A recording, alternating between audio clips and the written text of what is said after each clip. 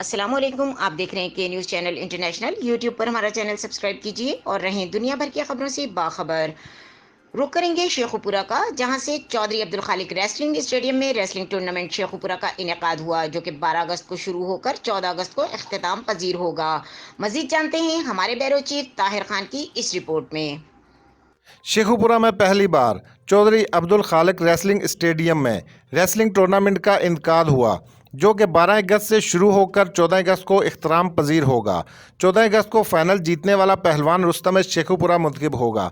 जीतने वाले super heavy weight को 20,000 रुपये इनाम, रनर अप को 10,000 रुपये दिया जाएगा। दूसरा इनाम 15,000 रुपये जीतने वाले को और रनर अप को 7,000 रुपये दिया जाएगा। इस चैंपियन शेखुपुरा टूर्नामेंट के सरपरस्त आला चौधरी राशिद संधू रिटायर्ड DSP, मेहमान खसूसी मोहम्मद अफजल उर्फ गोगा पहलवान, चैंपियन ऑफ पाकिस्तान चौधरी अवैस विरन ऑफ शेखुपुरा और तैयाब राशिद संधू एडवोकेट होंगे।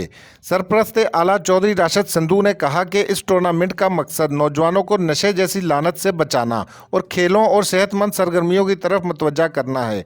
मजीद सरपरस्त आला चौधरी राशिद संधू और पहलवानों ने मीडिया से बात करते हुए कहा कि ਅਸੀਂ ਜੋ ਕੁਸ਼ਤੀਆਂ ਜਿਹੜੇ 14 ਅਗਸਤ ਯੌਮ ਆਜ਼ਾਦੀ ਦੀ ਖੁਸ਼ੀ ਵਿੱਚ ਇਹ ਪਹਿਲੀ ਵਾਰੀ ਸ਼ੇਖੂਪੁਰੇ 'ਚ ਮਤਲਬ ਇਹ ਕੁਸ਼ਤੀਆਂ ਕਰਾ ਰਹੇ ਹਾਂ ਅਸੀਂ, ਜਿਹੜਾ ਕਿ एजाज़ जोड़ा इन्हों पहलवानों को एजाज़ जोड़ा ना असी शेखुपुरे के रुस्तम वास्ते किया है। जोड़े बंद जी माली इमदाद भी उस हिसाब न रुस्तम के हिसाब न ही की है।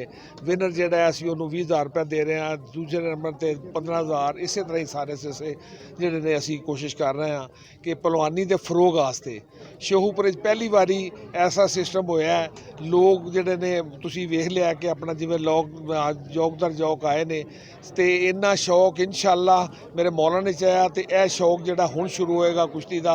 ना कोई किसी दे एक परवरी नहीं होएगी, कोई बाप का बेटा भलवान है या नहीं है वो नहीं होएगा कि अपना जी ये नहीं भलवान बनेगा। इंशाअल्लाह हर घर चो भलवान निकलणगे इंशाअल्लाह मेरे मौला ने चाहा तो ये कुश्ती तो फरोग वास्ते होएगा तो कुश्तियां वास्ते ही होएगा। भाई साहब ने वो काम किया जो 100 साल पिछे भलवानी चो कोई नहीं ना कर सकिया, तो भाई साहब ने काम किया। टूरनामेंट नहीं करवाया पहली बारी चौधरी राशिद संधू साहब ने इन्ना नाम रख के रुस्तम पाकिस्तान का 35 साल के किसी ने नहीं करवाया। जिन्होंने घर है वो जोड़ा कोई पैसा आता है वो लैके चले जाते हैं। ये चौधरी राशिद साहब ही है जिन्होंने इन्ना पहलवानों को किया। राशिद साहब बहुत अच्छे तरीके नाल भलवानी नूं जिहड़ा तरबीयत दे रहे हैं और दूरों दूरों पहलवान जिहड़े आ रहे हैं। मैं भी नहीं सी शौक तो वेखण वास्ते आंदा सी, लेकिन अलहमदुलिल्लाह हुण मैं भी भलवानी में आया तो वेख्या शौक पैदा होया है तो अलहमदुलिल्लाह बहुत अच्छा जिहड़ा काम सरंजाम दे रहे हैं। बड़े मशहूर हाँ राशिद संधू साहब DSP जिन्होंने अपने अखाड़े दे विच रुस्तम शेखुपुरा